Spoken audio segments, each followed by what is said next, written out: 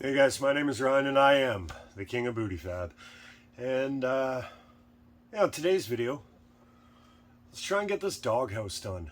I put a lot of time into it. I know you guys have seen a bunch of info on it, but I'll tell you what. Today, by the end of the video, this thing's going to be in here and almost all of the way complete. But I'm going to try and take you along for all of the ride. The English wheel, the bead roller, yeah, I got some stuff to show you. I'll speed some stuff up. There's a chance this is actually going to be a bit of a long video, so bear with me, guys. You guys wanted to see more of the process. I try to speed it up because I gotta be honest, some of this stuff, what you don't see is hours and hours and hours of work before I even start filming or in the middle of it, and you guys are seeing clips.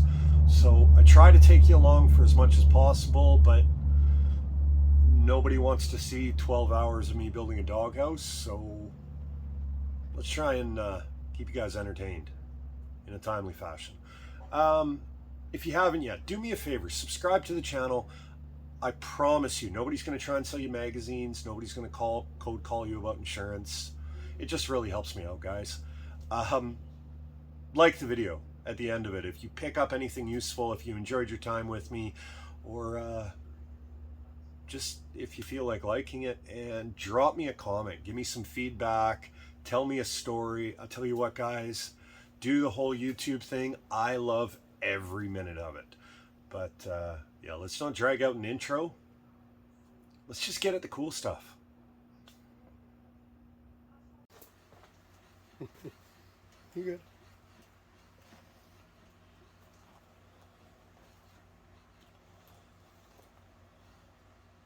When should we line it up?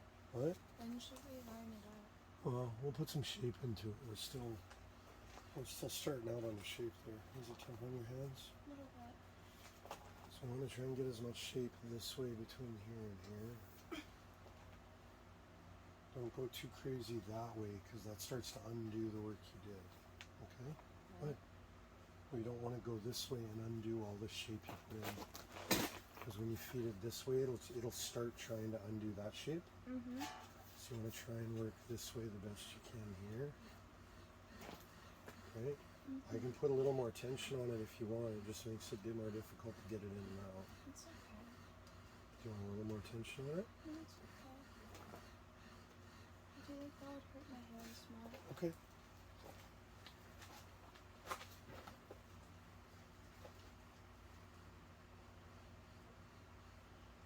Go, 4 or 5 inch long strokes kind of thing. Yeah, something like that.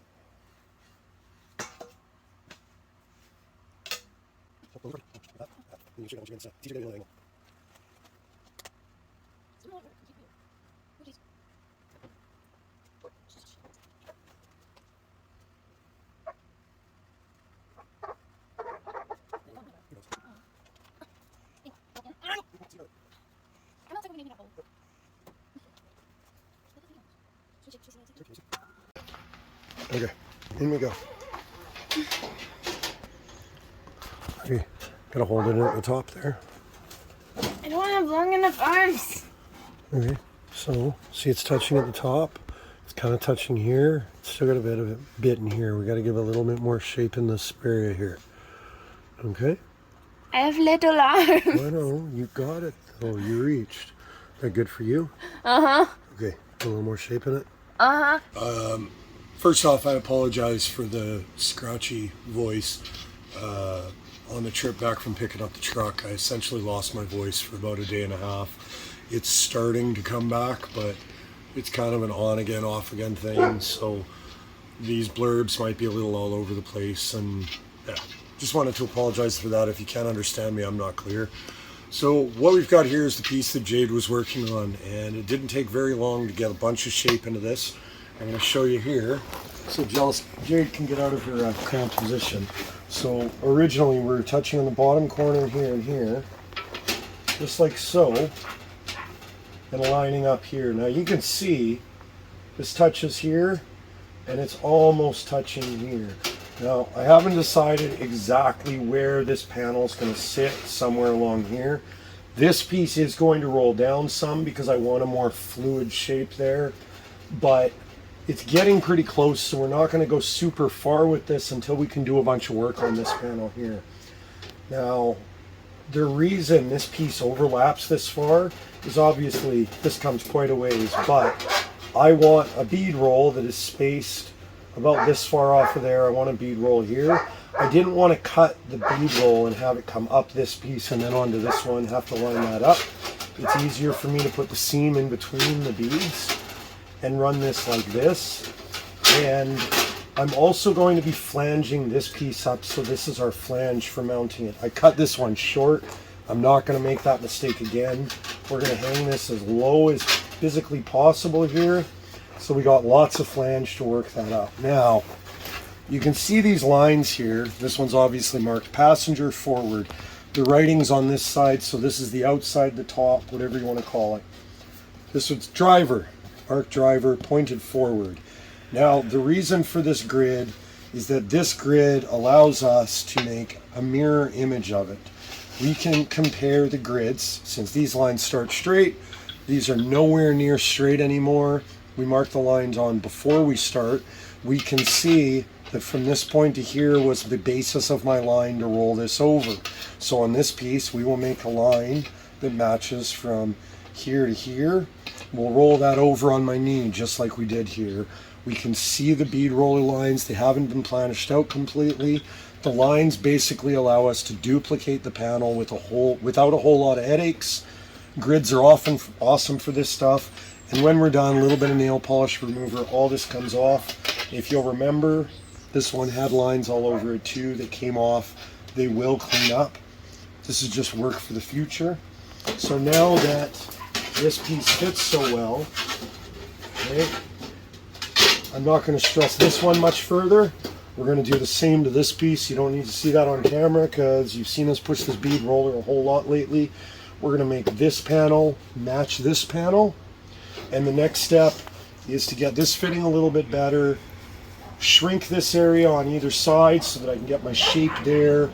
Once we've got that, we can cleco, extra clecos here, cleco these panels to here and here, mark the bead rolled portions, run it through the bead roller, and once it's run through the bead roller, we can actually weld all these together, and then we're going to roll our flange in one piece.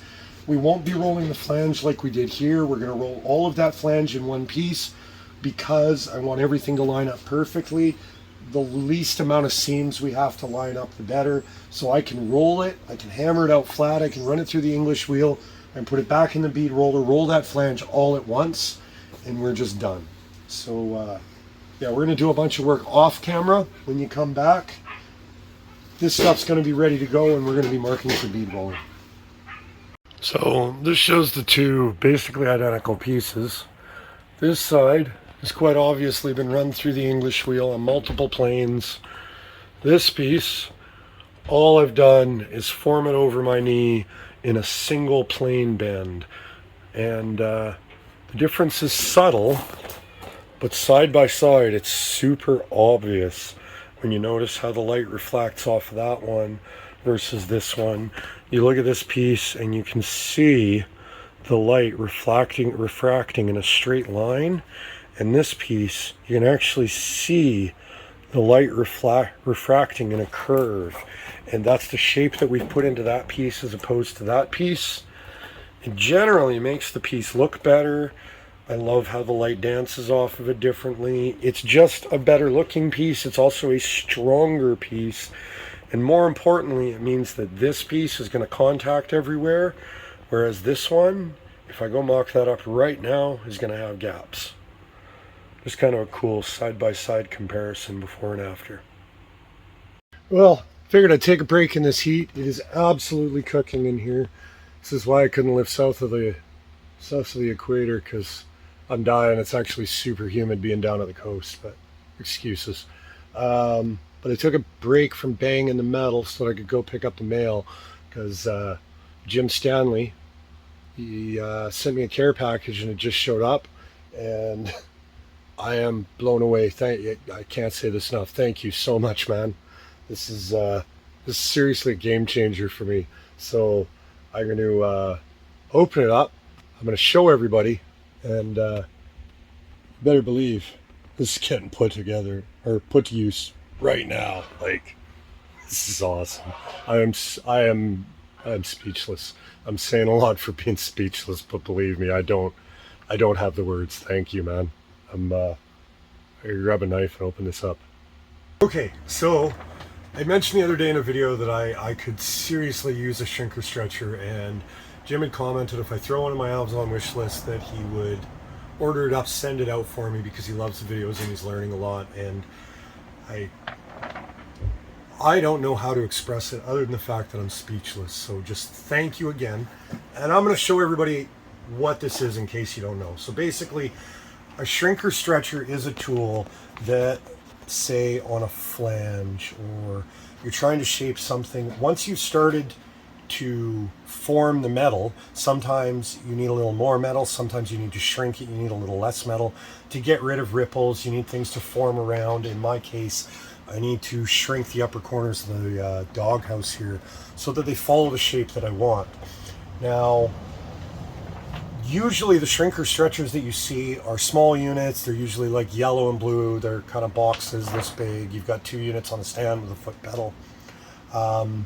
This one, it just swaps the jaws, which is the same thing you can do on the smaller units. The reason that this one is so cool is because most of the time they've got about 1.5 inch throat or 1 inch throat, which is the depth that you can put the metal. This has an 8-inch throat, and it accommodates a pretty big space in here. You can put a pretty deep panel inside of this, which is amazing. Now, the way these work, grab the stretcher jaws here.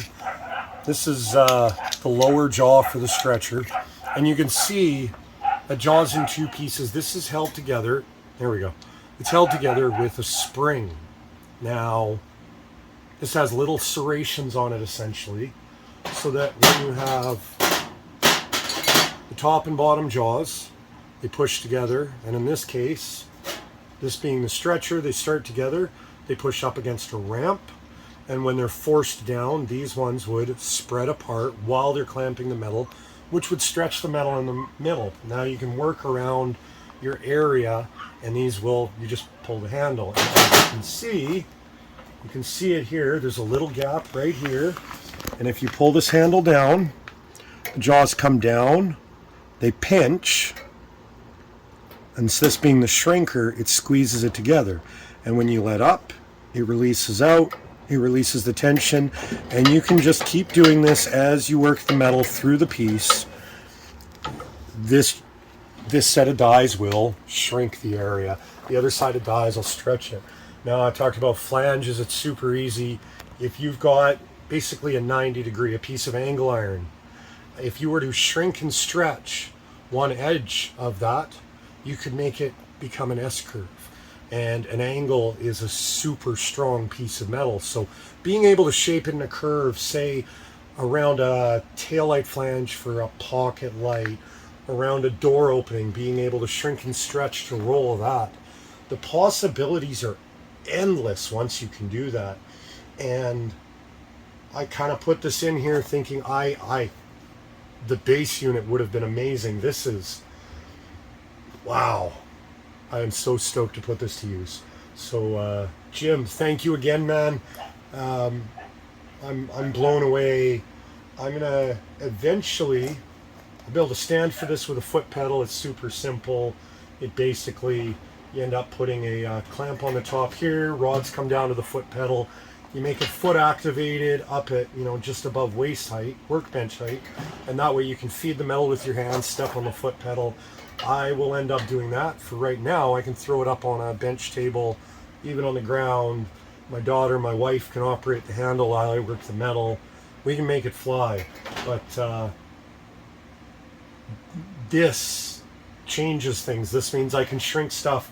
With this, I can shrink things in the middle of a panel, which, say on this DogHouse that I'm currently working on, that's huge. That's a huge capability that, yeah. I'm excited. I'm really excited if nobody can tell. So I get off of here. I'm going to smash some more metal, and then we're going to put some of this in here and show you how it works. So while I was waiting for the mail today, because I had an idea that I was going to show up, I started working on the firewall. That's the same piece as this. I keep threatening in videos I'm going to get it together. It's happening.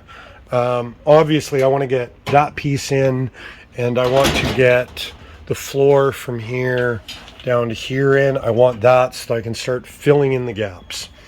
We're going to finish the doghouse with the flange all the way around it, and then make the firewall match the doghouse. It might not be the right way to do it, but it's the way I'm doing it. So since the shrinker stretcher's here, and I was holding up on this until it showed up, I went through and I'm marked out. You can see how this is kicked up here. I need to shrink some metal in here, and I need to shrink this area here because I want this to curve down, and there was just too much metal. If I pull this down, it was rippling up here. We need to shrink that metal. We need to shrink it down in here. That way I can get what I want. On this piece here, we're going to shrink the forward lip as well because I want it to kick up, and I was having issues with rolling that up. With this, we're going to stretch in here a little bit on this piece. We're going to shrink up in the middle a little bit and get that lip to kick up and meet this. We're going to shrink this. We're going to shrink up there, make it match on the other side. We're going to put this new tool to work right now. And as soon as we've got this fitting better, we can add a couple more clecos and get on the side panels. They're almost there. Add a couple of clecos to that. And that way we can bead roll it and start welding this thing. It's going to happen fast now.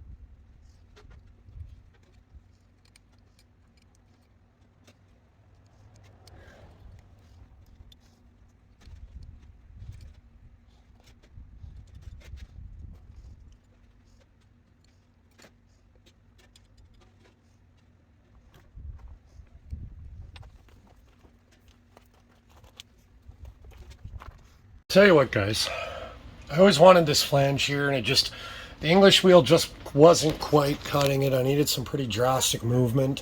Obviously, we swapped out the jaws for the stretcher, stretched a bunch of metal in here. I ran it back through the English wheel. I've still got a bunch of work left to finish on here, but it's close enough for right now, and I got that flange kicked up. Now, that dished portion in that top piece always bugged me. It was there because without being able to shrink and stretch metal, I was basically trying to hide some extra metal so I could fake these curves. And the more I stared at it, the more I wasn't happy with it. So I actually knocked that whole bubble out of there. But the point that I'm at right now is this metal is almost back to shape, but it's fairly overworked. I could finish it up, but we're starting to get some serious stresses in the metal here. It's kind of been an exercise in how far I can push the tools and the metal. And it's not that I can't use this, it's that I still have a whole pile of metal. So all I did was grab another piece that happened to be pre-cut, left over, and almost the exact size I needed. I'm going to redo this piece quick just because I'm going this way. I want to be happy with it all the way. Now, with this here, you can see what that kick up there that we just put in, what that does to the lower piece, and how everything just lines up better. Now, that piece just sits there like it belongs. Now, in order for this all to work, I've got to do a bunch of work in here. I need to roll everything over, but I'm still going to have to shrink an area in here to get the curve I want. I'm still going to have to shrink an area up here. I'm going to run it through the English wheel, but you guys have seen me do this once already, so there's no need to film this. We're going to rough shape it in. We're going to do a little bit of shrinking here, and we're going to get the new piece on there because the side panels are ready to go, and I've been holding off doing any major work to them until we get all of this buttoned up because we were waiting for the new tool. So it's a bit of a step backwards, but at the same time, I got to show you guys and my daughter what we can do with this, how fast we can put in shape, and I just got to show everybody how fast you can pull shape back out, because this is the opposite way now. That whole bubble has worked 90% of the way out. That took about 5 minutes. I'm not tossing this piece. I'm sure I'll use it for something, but for right now, it's going to be quicker to get back where I want to be with this piece, because that minor change changes everything downstream. So I'm going to do this. You guys will check back in a couple of minutes. So it didn't take very long. And we're back where we were before, except that now, see, this piece fits way better along these bottom corners. Being able to shrink metal is it's a bit of a game changer. Now, I am far from a pro. I can make it look good. I can fake it pretty good. Not sure I could trick my way into a really high-end shop. But I think it's going to work for what I want it to do. So now I'm going to refit these side panels, get a couple of Clecos in them, and I can figure out where the pieces overlap and mark out some bead roller lines. That's the next step.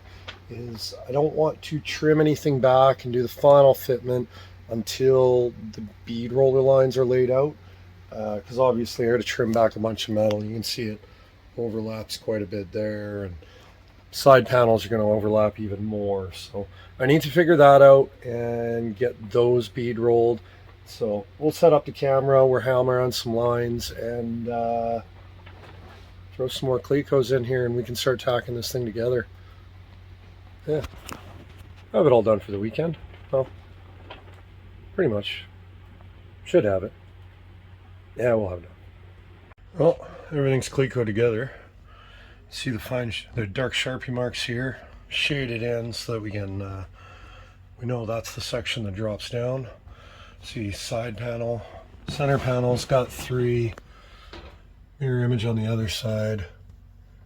So the reason behind the pattern is so that the beads don't skip off of one piece. I didn't want to have to bead roll this and have this continue onto here, line that up while I'm lining everything else up.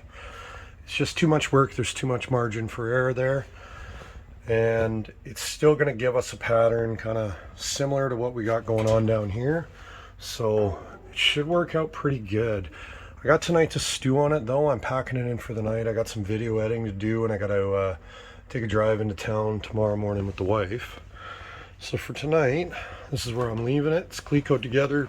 It's all going to come apart, go in the bead roller, and then final touch-ups, Cleco it together, get some tack welds, and we can pull it apart, pull it out of the car, and start trimming it and welding it into place, which I'll show you that process. I mean, everybody probably does it a little bit different. I'll show you how I do it.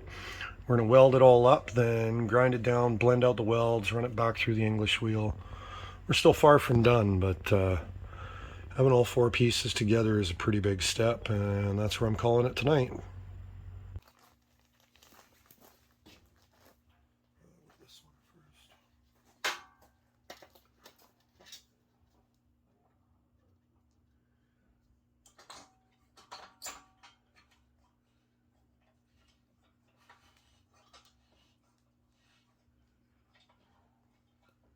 Okay, crank the handle one way.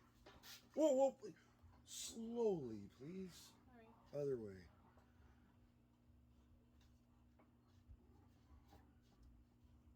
Not really smooth. No, it's not. Jerky. That's why we gotta go slow.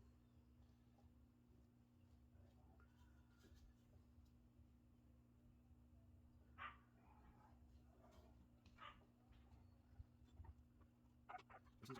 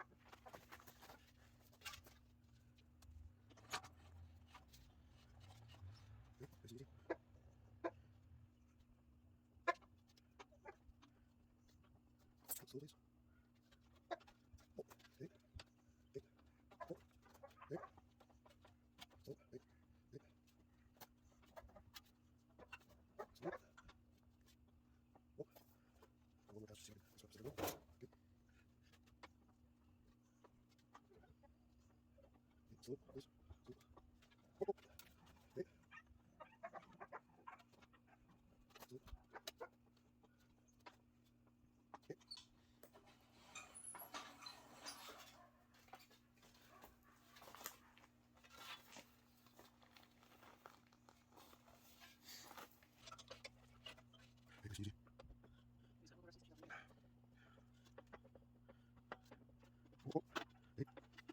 Listen, please.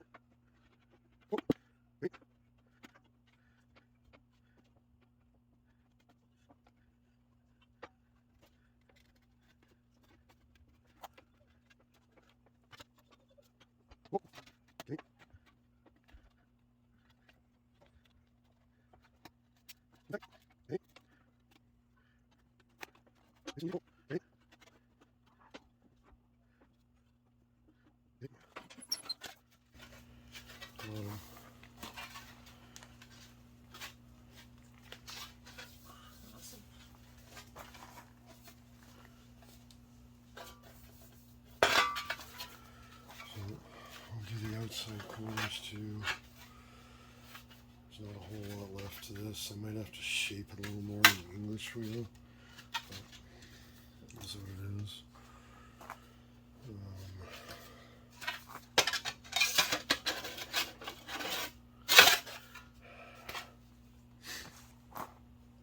I think I'm gonna run the outside beads and roll them in as far as I can, and then we're gonna flip this die to the other side. Okay, and that way we can run it the other half, because I can't get this with this piece all the way in like that. I can't do it. Okay, it's too much.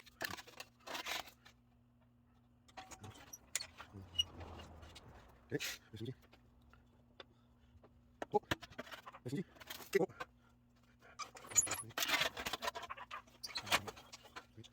Oh, wait, thank you.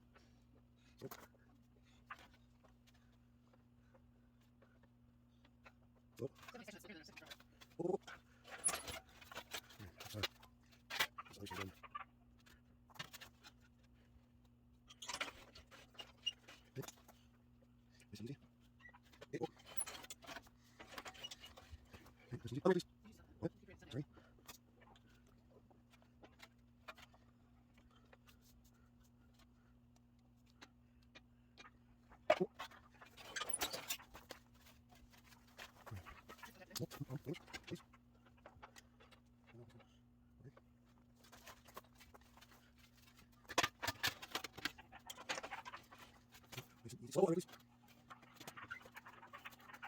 What's that? Pardon me. Whoa, if I can keep him.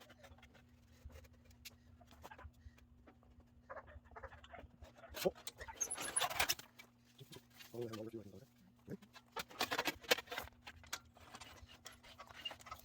Okay, that's easy. Wait, wait, oh, okay, now I can keep him.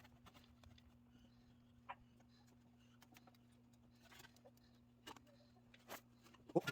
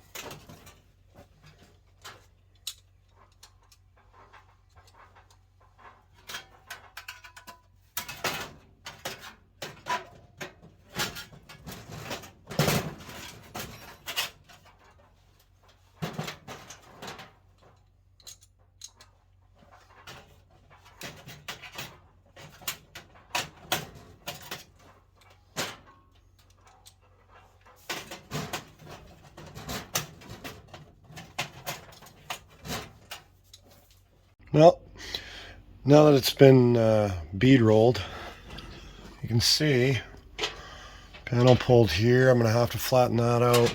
Didn't pull quite as bad here. Opened up a little bit here. It's because literally this bead wanted to flatten that panel out. That's what it wanted to do. It wanted to flatten it out here. Everything wanted to change the direction it was sitting. So that's exactly what it did. The nice thing is it's metal. We can just move it again. I can stretch metal in here. I can move metal in here. We can move all of the metal. And first thing in the morning, that's exactly what I'm going to do. I'm going to, let's see, this gap's pretty good. I can pull that into shape and weld it. We're going to fix this gap, this gap, this gap. This gap looks weldable already. So basically I'll be able to trim that and tack it and weld it as I go. Or cut it and tack it as I go. But tomorrow I'm going to start welding all this up a little bit at a time, spot weld here and there, eventually get rid of the clecos, cut loose all the rest of the extra metal. Yeah, you guys are going to watch. I've told a few guys now I'm going to try and focus on getting more of the fab work in here, so that's what we're going to do. But just giving you guys the rundown, and honestly showing it off. I really like how that came together. Those top beads just kind of make, or the top pattern, the beads just kind of make it. And once this is all welded and blended and run through the wheel again, it's going to look phenomenal. It's going to be a thing of beauty. So that's where I'm leaving it off tonight, guys. I will see you in the morning, which in this video will be in about 10 seconds.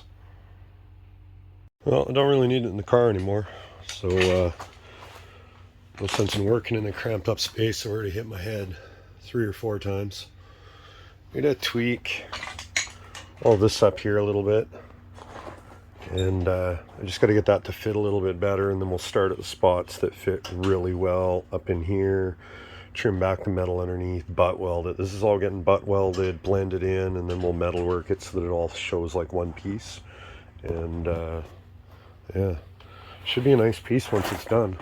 Looks pretty cool out of the car. I like it.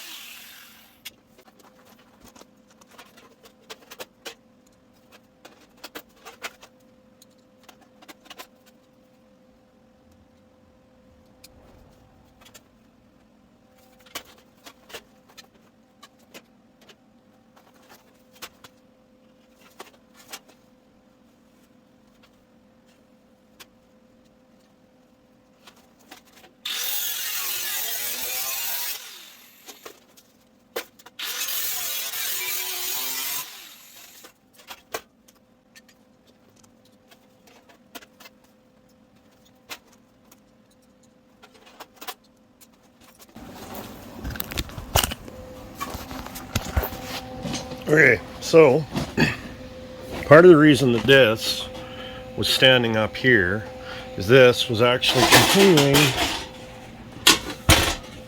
over top of this bead here, so it wasn't letting it sit down in either spot. So now I can do a little bit of hammer and dolly work, knock this kind of flat, both of these pieces, so that I can cut it more accurately. See, I got ahead of myself with the grinder. Probably should have cut that short, but yeah, I forgot this piece was shorter than the other ones, but that's okay. That'll be an easy patch to put back in. I want to get these sides trimmed and located and welded before I cut out the middle. That's just kind of what I decided.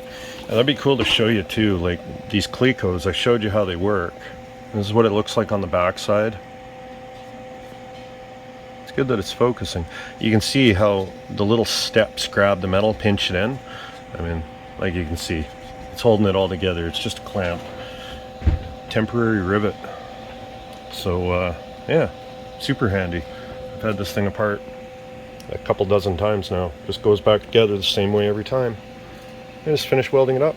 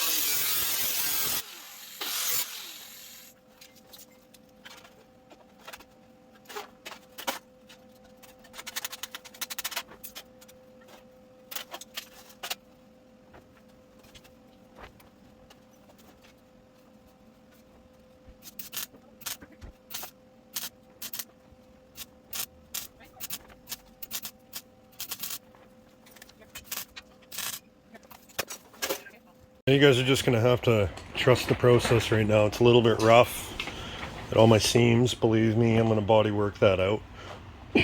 What I did is I figured out, ran a straight edge along here. This is the point that I want this to kick up. This is the point it has to go up to. And I ran a piece of electrical tape side to side, which gave me this line all the way to the other side. That's gonna be my flange that I tip up. And this will be the height of my flange, so this is where I can cut this piece off. There's no sense in tipping up all this material and fighting it all.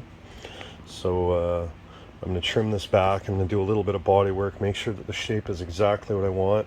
I'm going to grab a hand and I'm going to tip it on this line here, and then shrinker stretcher is going to come in super handy, taking all the ripple out of this when it's up straight. So you guys don't need to watch me cut more stuff right at this moment. I'm going to cut it and We'll be back in a moment.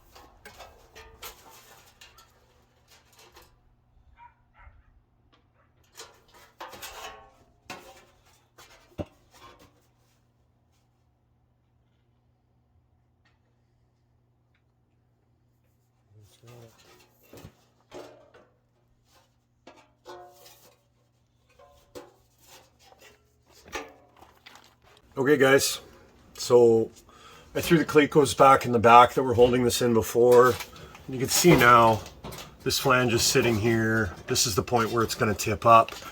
And the reason I tipped it up to this point is because that's the angle that the floor is going to be. It's coming up to that point on the firewall.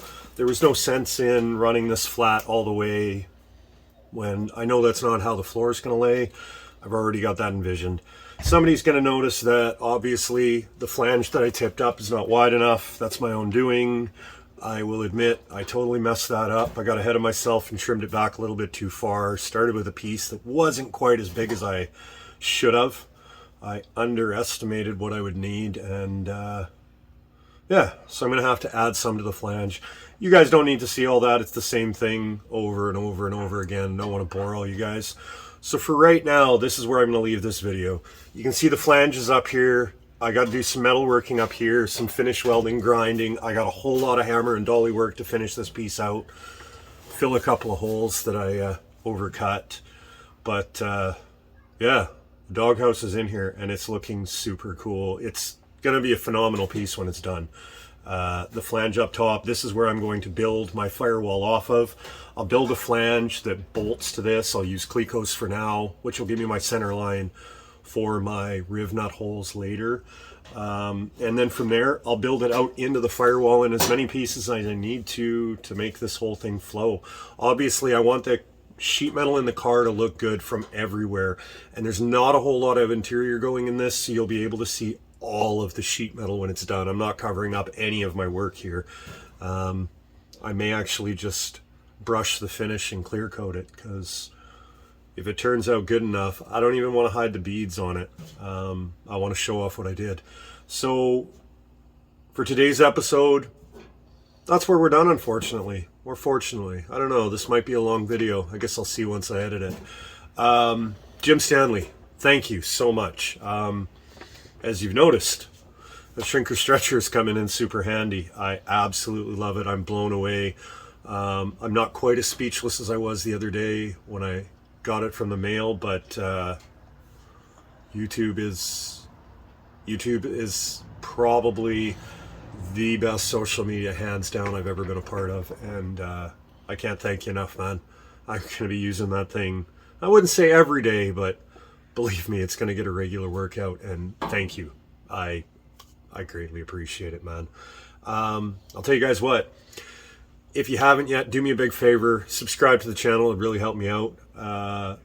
Like the video if you picked up any pointers, if you enjoyed it, just like the video if you want.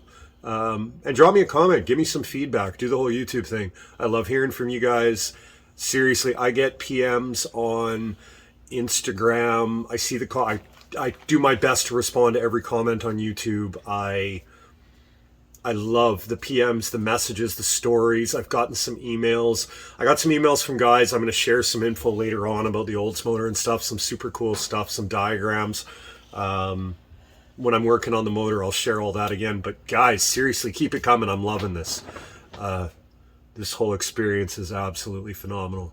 But yeah, for today, thank you for tuning in. Thank you for hanging out. I hope you enjoyed it. And I'll see you on the next one.